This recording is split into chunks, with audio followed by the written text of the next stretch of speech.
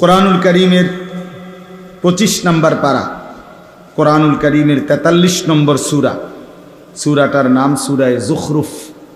এই সূরার 4টি আয়াত 67, 68, 69, 70। এই 4টি আয়াত আমি আপনাদের সামনে তেলাওয়াত করেছি। ইনশাআল্লাহ মোহতারাম হযরত মাওলানা মুফতি আরিফ বিন হাবিব তিনি কিছুক্ষণ পরেই চলে আসবেন, বয়ান করবেন। এই জন্য যেটুকু সময় পাওয়া যায় উনি আসতে আসতে এই অল্পটুকু সময় আমি ইনশাআল্লাহ এই 4টা আয়াতকে সামনে রেখে অল্প কিছু কথা আমরা আরজ করতে চাই। আল্লাহ তাআলা আমাদেরকে তৌফিক দান করেন, আমিন।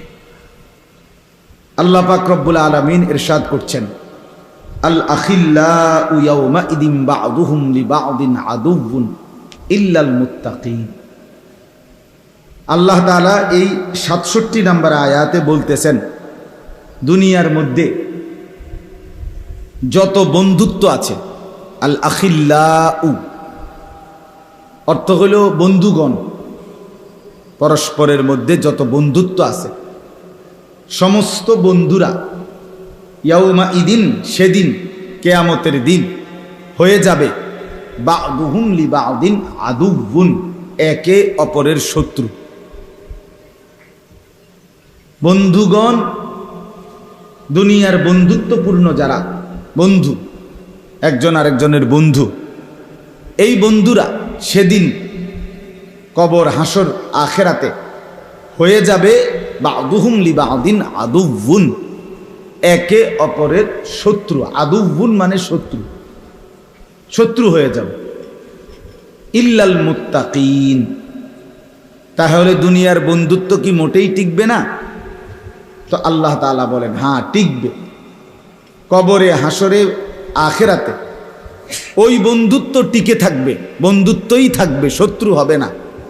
তাদের মাঝে যারা ছিল মুত্তাকি, যাদের বন্ধুত্ব সম্পর্ক তাকওয়ার ভিত্তিতে, তাকওয়ার ভিত্তিতে, ঈমান আমলের ভিত্তিতে, আখেরাত পরকালের ভিত্তিতে একজন আরেকজনের সাথে সম্পর্ক ছিল এই উদ্দেশ্যে যে একে অপরকে আখেরাতের পথ দেখাবে, নেক কাজের পথ দেখাবে। স্বামী স্ত্রীর সম্পর্ক, সেটাও গভীর বন্ধুত্ব। তো স্বামী স্ত্রীকে নেক কাজে, আখেরাতের বিষয়ে উৎসাহিত করে, স্ত্রীও স্বামীকে নেক কাজে উৎসাহিত করে, ঈমান আমলের, আখেরাত পরকালের দিকে সহযোগিতা করে।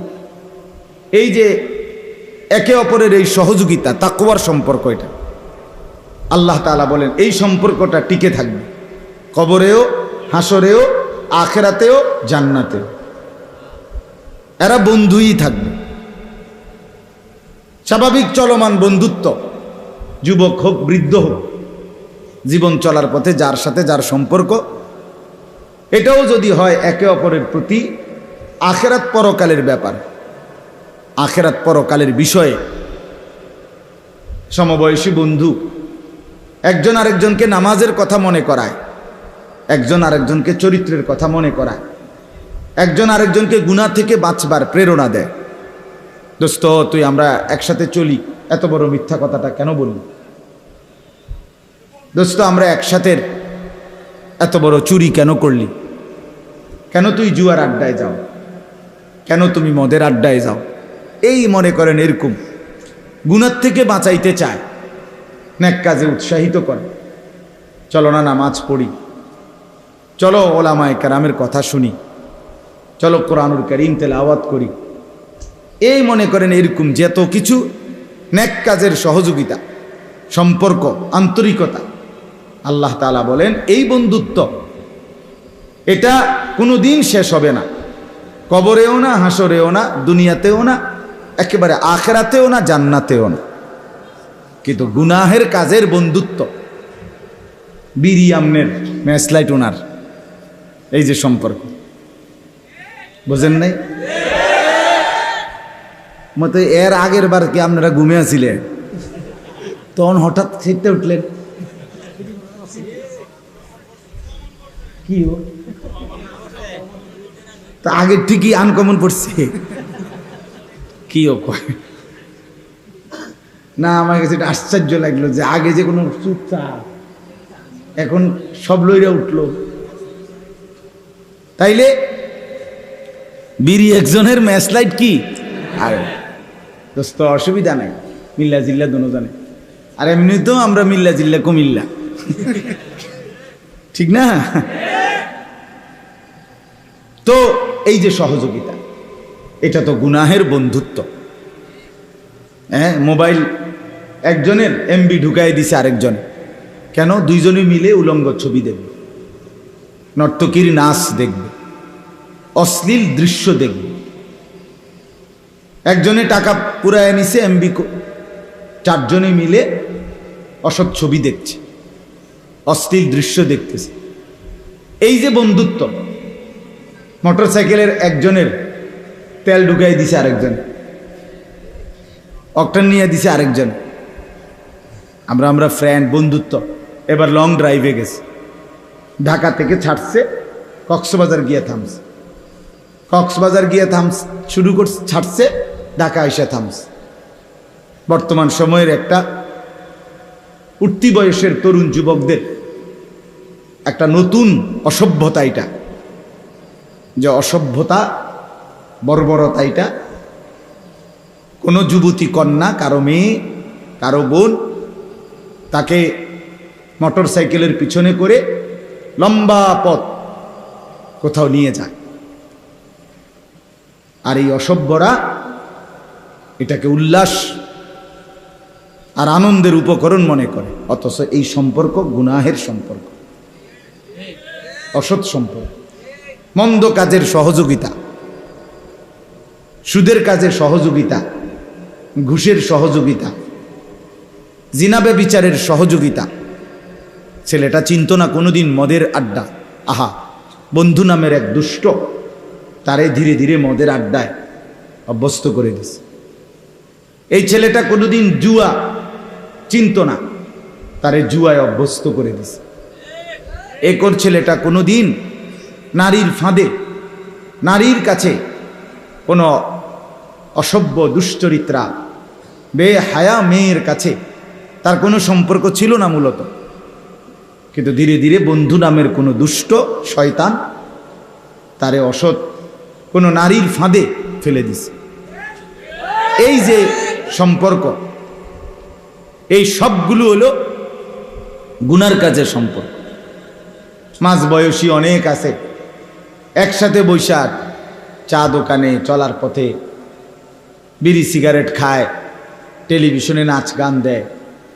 এই হিসাবে উনাদের মধ্যে সম্পর্ক সব সময়, বিকাল টাইমটা ওনারা একসাথে চা দোকানে আড্ডা মারে, একসাথে বিড়ি সিগারেট খায়, একসাথে টেলিভিশনে নাচ গান দেখে, একসাথে বৈশা 5 জন 7 জন বিড়ি খাইতে খাইতে 14 গোষ্ঠীর যত বদনাম গীবত ও বৈশা বৈশা করে।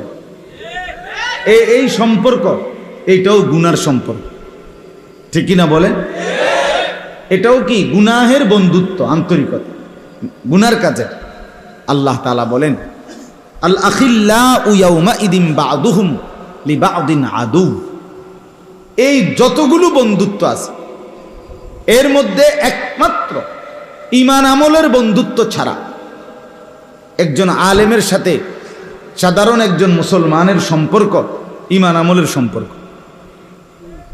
একজন হক্কানি বুজুর্গের সাথে সর্বস্তরের মুসলমানের সম্পর্ক আখিরাতের সম্পর্ক,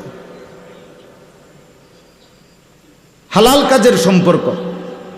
এই জন্য যত বন্ধুত্ব, তাকওয়ার বন্ধুত্ব, ঈমান আমলের বন্ধুত্ব, আখিরাতের বন্ধুত্ব, নেক কাজের বন্ধুত্ব, আল্লাহ বলেন এরা ছাড়া বাকি সমস্ত সম্পর্ক, বন্ধুত্ব, পরিচয় সব কিছু কিয়ামতের দিন এবং কবরে থেকেই এরা একে অপরের শত্রু, দুশ্মন হয়ে যাবে, দুশ্মন হয়ে যাবে, ক্ষতি হবে। এক বন্ধু আরেক বন্ধুর শত্রু হবে। এখন সেই শত্রু হইয়া কি ক্ষতি করবে, এটাই শোনেন, তাইলেই বুঝবে। নেক কাজের বন্ধুত্ব, পরকালের উপকার কি হবে, আর গুনার কাজের বন্ধুত্ব সম্পর্ক এটাও কি ক্ষতি করবে, এটা তাফসিরের মধ্যে এই আয়াতের তাফসিরে স্পষ্ট করে লেখা আছে। হযরত আলী রাদিয়াল্লাহু তাআলা আনহু বলেন, আলী রাদিয়াল্লাহু তাআলা আনহু এই আয়াতের তাফসিরে ব্যাখ্যা করছেন, দুনিয়ার মধ্যে দুইটা বন্ধুত্ব, একটা হলো নেক কাজের বন্ধুত্ব, আরেকটা হলো গুনাহের কাজের কি বন্ধুত্ব।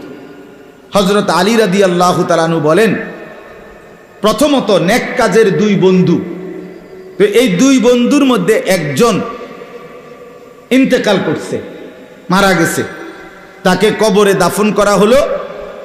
এখন মুনকার নাকির ফেরেশতা এসে তাকে তিনটা প্রশ্ন করলো, প্রশ্নের জবাব সে ঠিকমতো দিতে পারল। আল্লাহ তাআলার পক্ষ থেকে তখন ফেরেশতাদেরকে বলা হবে, ওয়াফতাহু লাহু বাবান ইলাল জান্নাহ, আমার এই নেককার বান্দার জন্য কবরে তার সামনে জান্নাতের দরজা খুলে দাও। এই লোকটা জান্নাতের দরজা যখন খুলে দিবে, জান্নাতের দৃশ্য নাজ ও নিয়ামত সচক্ষে দেখবে, আর আল্লাহর পক্ষ থেকে ফেরেশতারা তাকে বলবে, হাদা মাকআদুক, এটাই তোমার ঠিকানা, এটাই তোমার আগামী দিনে গন্তব্যস্থল, এখানেই তুমি ঢুকবা, যাবা। কথাটা খেয়াল করেন ভাইয়া, নওজোয়ান তোমরাও খেয়াল করো, দোস্ত আমার, কিছুক্ষণের জন্য ডানে বামে তাকাইও না ভাই, পাশের ছেলেটার সাথে কথা বইল না, দোস্ত এখানে বৈশা কথা বইল না, হাসাহাসি ধাক্কা ধাক্কি করো না ভাইয়া। ফাইজলামি করতে যদি ফাইজলামি আরো থাইক্কা যায় কারো, তুমি উঠতে যাও, তোমার ফাজিলের লগে নিয়ে যাও গা। তোমার যদি আরো ফাইজলামি বাকি থাকে, তো যেই ফাজিলের লগে তুমি ফাইজলামি করবা, পরে লইয়া উঠতে যাও, বলে দোস্ত আয়, আমরা বাকি আছে আরো কাজ, ইওয়াজ হইন না কোনো, আমরা আগে থাকতাম না। এর থেকে কত ভালো ভালো হুজুর আইছে জীবনে দেখছি, কত শরীরওয়ালা মোড়া তাজা হুজুর আইসে গেছে, আমারে লড়াইতে আসছে না। হ্যাঁ হ্যাঁ, কিছু নিকৃষ্ট বেয়াদব এমনই হয়, যাদের কলজা পাথর, যারা মনে করে কোনো কিছুতেই আমি নড়ব না। আহা, এটা দুর্ভাগ্য, যার দিল নড়ে না, বাপ বিশ্বাস করেন, এটা দুর্ভাগ্য। ছেলেরা, এটা দুর্ভাগ্য ভাইয়া, এত অল্প বয়স, 16 বছর 17 18 বছরে কলিজা যদি এত পাথর হয়ে যায়, 40 বছর পরে তোমার দিল কি হবে? মাত্র 16 বছর 18 বছর, এখনই তোমার শরীর মন আল্লাহর নাফরমানির উপরে এত শক্ত হয়ে গেল। আস্তাগফির, হায় হায় হায় বদনসিব, এরপরে কই যাবে? 30 বছর পরে কি হবে? আমি তো এই জন্য প্রতিদিন বলি, 16 বছরের 14 বছরের 18 বছরের যে ছেলেটা খোদার 365 দিন, 1 বছর টানা, এত বড় একটা বছর খোদার 365 দিনে কোনোদিন ফজরের নামাজ পড়ে না, মুসলমানের ঘরে ঘুমাইয়া, বাপ মা জীবিত, 16 বছর 18 বছর 17 বছর 14 15 বছর বয়স, অথচ একদিনও ফজরের নামাজ পড়ে না। এত বড় জানোয়ার মুসলমানের বাচ্চা কেমনে হয়? আমি বুঝি না। তার মা কেডা, তার বাপ কেডা? এই অসভ্য কোন মার ঘরে জন্ম নিল? আমি বুঝি না। মা, মুসলমানের বাচ্চা এত বড় জানোয়ার হইবার কথা না। এটা তো 1-2 দিন না, 6 মাসে 1 দিন জামাত ছুটতে পারে, 3 মাসে 1 দিন নামাজ ছুটে যাইতে পারে, কাজা হইতে পারে, কিন্তু খোদার 365 দিনের 1 বছরে কোনো দিন ফজরের নামাজের ওয়াক্ত জীবনে তার আসে নাই, পড়েই না কোনোদিন, জানেই না ফজরের ওয়াক্ত। আরে মানুষের বাচ্চা কেমনে এরম হয়? মুসলমানের বাচ্চা এমন হয় কেন? মুসলমানের রক্ত যার ভিতরে, সে এমন হবে কেন? এই ছেলেরা বলো না মিয়া, তোর মা তোরে দুধ খাওয়াই নাই? তুই মুসলমান বাবার ঘরে জন্ম নেস নাই বেটা? এভাবে ভুলে গেলি কেন? এই নাফরমান, এভাবে ভুলে গেলি কেন? তোর জীবনে কি কোনো দিন ফজরের আজান হবে না? খবিস, আল্লাহর রাসূল সাল্লাল্লাহু আলাইহি সাল্লাম বলছেন যে ফজরের নামাজ পড়ে না সে খবিস। ওয়া ইল্লা আসবাহা খাবিসান নফস, নবীজি বলছে খবিস। খবিস এটা। আর খবিস টয়লেটে থাকে, বাথরুমে থাকে, পেশাব পায়খানার মধ্যে থাকে, যে ওইটারে খবিস কয়। এই জন্য নবীজি বাথরুমে ঢুকতে, টয়লেটে ঢুকতে নবীজি দোয়া পড়তেন, আল্লাহ খবিস থেকে পানাহ চাই। বলতেন কিনা, আল্লাহুম্মা ইন্নী আউযু বিকা মিনাল খুবুসি ওয়াল খাবাইস, আল্লাহ খবিস থেকে পানাহ চাই। এই জন্য ফজরের নামাজ যে পড়েন এটা খবিস, এটা খবিস। যেই পড়েন, জওয়ান হোক, বুড়া হোক, পুরুষ হোক, নারী হোক, এটা খবিস। এই জন্য বললাম বাপ, দিল এমন যেন মরে না যায়, এত শক্ত যেন দিল না হয় যে কোনো দিন মনেই পড়ে না। ওয়ালা তাকুনু কাল্লাযীনা নাসুল্লাহ ফাআনসাহুম আনফুসাহুম উলাইকা হুমুল ফাসিকুন। রব্বুল আলামিন বলে, আমার মুমিন বান্দা তুমি এমন হইও না। কেমন? কাল্লাযীনা নাসুল্লাহ, যারা আমি আল্লাহকে দীর্ঘদিন ভুলে গেছে। আল্লাহ বলেন, বান্দা অনেক দিন যদি আমাকে ভুলে যাও, ফাআনসাহুম আনফুসাহুম, একদিন আমি তোমার নিজেকেই তোমার থেকে ভুলিয়ে দেব। একদিন তোমার আর নিজের পরিচয় মনে থাকবে না, তুমি নিজেকেই ভুলে যাবা। তোমার আর কোনোদিন মনে পড়বে না তুমি মুসলমান, তোমার আর কোনোদিন মনে পড়বে না তুমি মরবা, তোমার আর কোনোদিন মনেই পড়বে না তোমার কবরে প্রশ্ন হবে, তোমার আর কোনোদিন মনেই পড়বে না তোমাকে কবর থেকে হাসরের ময়দানে উঠতে হবে, তোমার আর কোনোদিন মনেই পড়বে না তোমার আমলনামা লেখা হচ্ছে, তোমার আর কোনোদিন মনে পড়বে না তোমার জিন্দিগির আমল মিজানের পাল্লায় ওজন হবে, এটার মনেই পড়বে না তোমাকে ফুল সিরাত পার হইতে হবে। হ্যাঁ, এটা লানত, আল্লাহর অভিশাপ।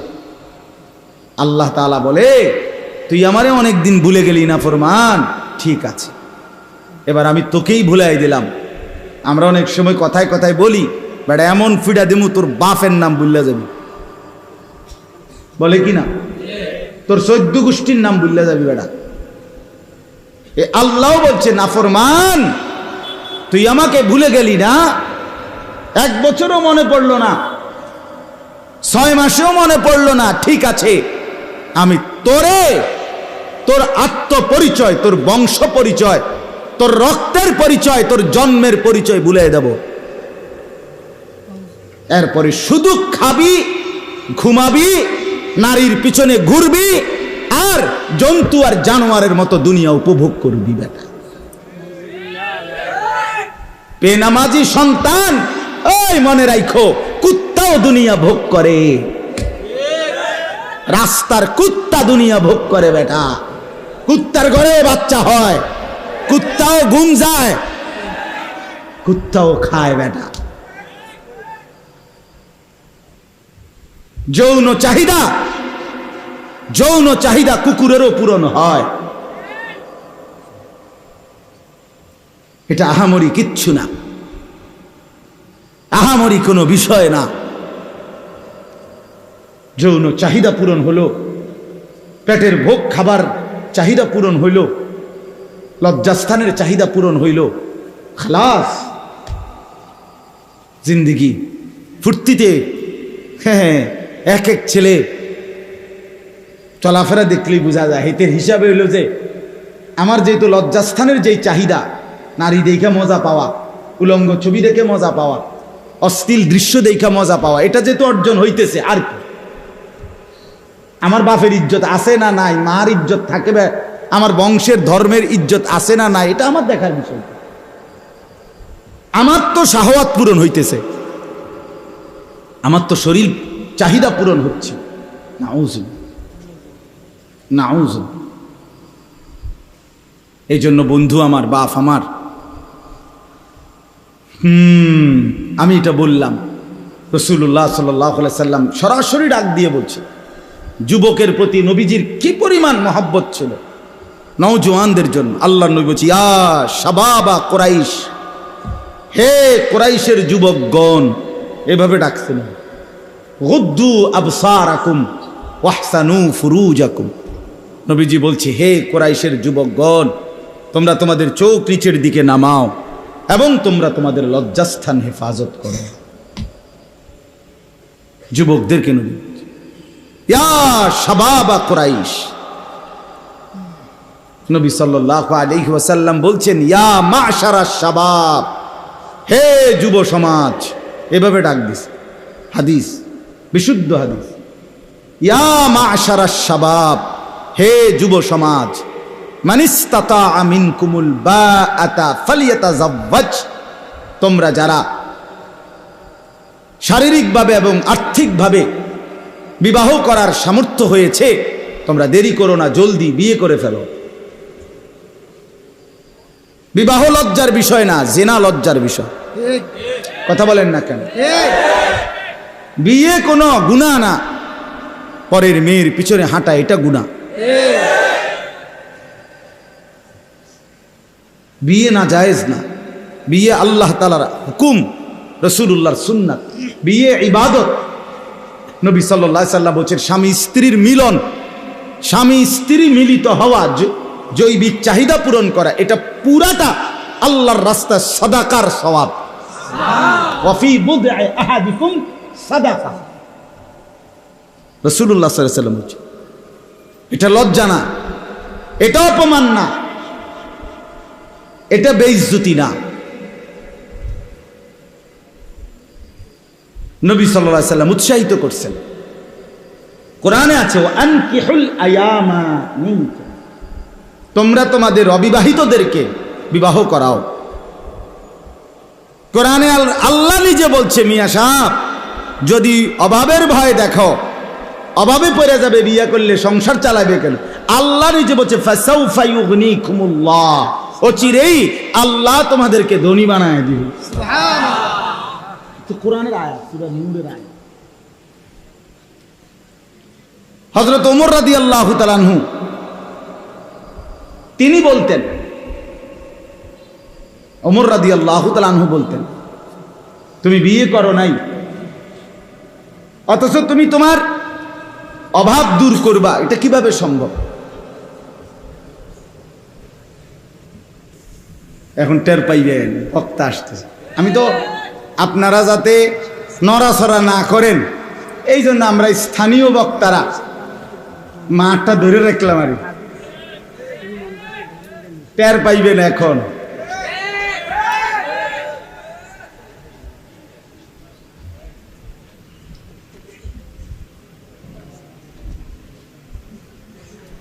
মাশাআল্লাহ, নাম বলার কোনো দরকার আসেনি, হাসিটাই তো বলে দিছে কে না। মাশাআল্লাহ, আল্লাহ তাআলা ভরপুর বরকত দান করে। তো আমি বলতেছিলাম, আমার কথা এটাই, কোরআনুল কারীমে আল্লাহ তাআলা বললেন, আল আখিল্লাউ ইয়াউমাইদিন বা'দুহুম লিবা'দিন আদু ইল্লাল মুত্তাকিন। এই কথাটাই আমি শেষ করতে চাচ্ছি। হযরতে আলী রাদিয়াল্লাহু তাআলা আনহু বলেন, এই দুইজন নেককার লোক বন্ধুত্ব, তো একজন মৃত্যুবরণ করার পরে আল্লাহ তাআলা যখন বলবে ফেরেশতাদেরকে তার জন্য জান্নাতের দরজা খুলে দাও, তখন এই লোকটা জান্নাত দেখে নিজের জান্নাতের অবস্থান বুঝে সাথে সাথে তার দুনিয়ার সেই বন্ধুর কথা মনে পড়বে এবং বলবে সাথে সাথে আল্লাহর কাছে দোয়া করে, আল্লাহ, আমার অমুক নামে একটা বন্ধু ছিল, এই বন্ধুটা আমাকে দিবানিশি রাত দিন নেক কাজে, আখিরাতের কাজে, ঈমান আমলের কাজে উৎসাহিত করত। অনুপ্রেরণা দিত। বিনিময়ে আজকে আমি নেক আমল করে কবরে আসছি, আর আমার জান্নাতের ঠিকানাটা আমি দেখতে পাইলাম। আপনার কাছে ফরিয়াদ, আপনি আমাকে, আমার সেই বন্ধুটাকে মৃত্যু পর্যন্ত হেদায়েতের উপরে রাইখেন এবং আমার মতো কবরেও এমন জান্নাতের দৃশ্য তাকে দেখাইয়েন। আল্লাহ তাআলা তখন সরাসরি বলবে এই কবরের বান্দাকে, হে আমার বান্দা, অচিরেই আমি তোমার সেই বন্ধুকে এই কবরে তোমার সাথে এমন অবস্থায় দেখা করাবো যখন তোমরা দুইজন, তুমি তোমার বন্ধুকে দেখে শুধু হাসবা, মোটেই কাঁদবা না। সাথে সাথে হযরত আলী রাদিয়াল্লাহু তাআলা আনহু বলেন, দুনিয়ার মধ্যে যেই দুই বন্ধুর মধ্যে সম্পর্ক ছিল গুনার সম্পর্ক, নাফরমানের সম্পর্ক, ওই যে বললাম বিড়ি একজনের, ম্যাচলাইট আরেকজনের, মনে আসেনি? মোটরসাইকেলের একজনের অকটেন ঢুকাই দিছে আরেকজনের, মোবাইল একজন এমবি দিছে আরেকজন, এই যে সম্পর্ক। দোস্ত আমি আছি না, আমি থাকতে ফ্রেন্ড, বন্ধু বন্ধুর জন্য যদি আমরা কিছু না করতে পারি, আমার টাকা যদি তোর উলঙ্গ ছবি দেখার জন্য খরচই করতে না পারি, তোর মোবাইলে যদি এমবি দিতে না পারি, তা আমার বন্ধু কি আর? একসাথে চলি আমরা, তুমি জুয়া খেলবা, আমি টাকা দিতে পারতাম না, তাহলে আর ফ্রেন্ড হলাম কেন? বুঝেন না কথাটা? একসাথে তুমি চলি ফিরি, তুমি নেশা করবা, আমি টাকা দিতাম পারতাম না কেন? আমরা বন্ধু না? এই নাফরমানির বন্ধুত্ব। এদের দুইজনের একজন মৃত্যুবরণ করলো, কবরে গিয়ে প্রশ্নের জবাব দিতে পারলো না। আল্লাহর পক্ষ থেকে বলা হবে আমার নাফরমান বান্দার জন্য জাহান্নামের দরজা খুলে দাও। এই নাফরমান জাহান্নামের দৃশ্য দেখে যখন বুঝবে এটাই তার জাহান্নাম, তখন সে মনে পড়বে ওই অসৎ বন্ধুর কথা। তাফসীরে লিখছে এই লোকটা তখন ওই আল্লাহ তাআলার কাছে দোয়া করবে, এই নাফরমান আল্লাহর কাছে কবরে দোয়া করে বলবে, আল্লাহ আমার একটা বন্ধু ছিল যে দিবানিশি আমাকে গুনাহের কাজে, মন্দ কাজে উৎসাহিত করত, সহযোগিতা করত, এমনকি এই আখেরাত হবে না, কবর হবে না, আপনি মাওলার সামনে যেতে হবে না, এটাই আমাকে দিবানিশি বলতো মাওলা। আজকে তারই প্ররোচনায়, তারই উৎসাহে আমি দিবানিশি গুনাহের কাজ করে আজ আমি এই অন্ধকার কবরে জাহান্নামের দৃশ্য দেখলাম এবং আমি বুঝলাম এই জাহান্নাম আমার ঠিকানা। অতএব মাওলা আপনার কাছে ফরিয়াদ, আপনার কাছে আরজি, আমার সেই অসৎ বন্ধুকে আপনি মৃত্যু পর্যন্ত হেদায়েত দিয়েন না, তারেও আপনি নাফরমানি অবস্থায় মৃত্যু দিয়েন এবং এই কবরে এনে আপনি তাকে আমার মতো পরিণতি করাইয়া এই জাহান্নাম দেখাইয়েন। তখন আল্লাহ তাআলা বলবে, হে বান্দা, অচিরেই তোমার সেই নাফরমান বন্ধুকে আমি তোমার সাথে একই পরিণতিতে, এই অবস্থাতেই তোমার সাথে সাক্ষাৎ করাবো। নাউযুবিল্লাহ। কথা আমার শেষ বাপ। অতএব আজকের এই যুব সমাজ, নওজোয়ান সাথীরা, দোস্ত আমার, বন্ধু আমার, প্রিয় ভাই আমার এটা ফরিয়াদ, আমার এটা আহ্বান, তুমি নিজেও নষ্ট হইও না, তুমি কাউরে নষ্ট করো না, তুমি কাউরে চরিত্রহীন বানাইও না, তুমি কাউকে মদ, জুয়া, জিনা, ব্যভিচারের আড্ডায় নিও না, তুমি কারো জিন্দিগি বরবাদ করো না, আখেরাত নষ্ট করো না, বরং সবাই মিলে একে অপরকে নেক কাজের প্রতি উৎসাহিত করি। আজকের যুবকরা আলহামদুলিল্লাহ অনেক মেহনত করে, আমি সব জানি, শুনছি, এবং আমি এই গ্রাম সম্পর্কে, এই গ্রামের সার্বিক হালাত সম্পর্কে বিস্তারিত জানি, ইতিপূর্বে বারবার আসছি। অতএব যেই যুবকরা আজকে, নওজোয়ানরা এত সুন্দর, বাংলাদেশের শ্রেষ্ঠ, আমি আগেই বলছি, আমাদের মোহতারাম হযরত মাওলানা মুফতি আরিফ বিন হাবিব, তিনি আসবার আগেই আমি যা বলার আপনাদের কাছে বলেছি। উপযুক্ত এই তিনজন প্রখ্যাত বুজুর্গ, বর্তমান সময়ের সকলের শ্রদ্ধেয় প্রিয় আস্থাভাজন আলেমে দ্বীন, ওনাদেরকে এনে আনবার চেষ্টা করছে নওজোয়ান ছেলেরা। আল্লাহ তাআলা তাদের এই মেহনত, তাদের এই চেষ্টাকে সর্বোত্তম বিনিময় দান করেন। বাকি যুবকরাও তাদের থেকে শিক্ষা নিয়ে সবাই মিলে এলাকা, সমাজ, গ্রাম, পাড়া, মহল্লা উত্তম আখলাক দ্বারা, উত্তম জিন্দিগি দ্বারা গড়বার চেষ্টা করি। একে অপরকে ঈমান আমলের কাজে, আখিরাতের কাজে উৎসাহিত করি। আল্লাহ তাআলা আমাদেরকে তৌফিক দান করেন, কবুল করেন। সকলেই বলেন আমিন।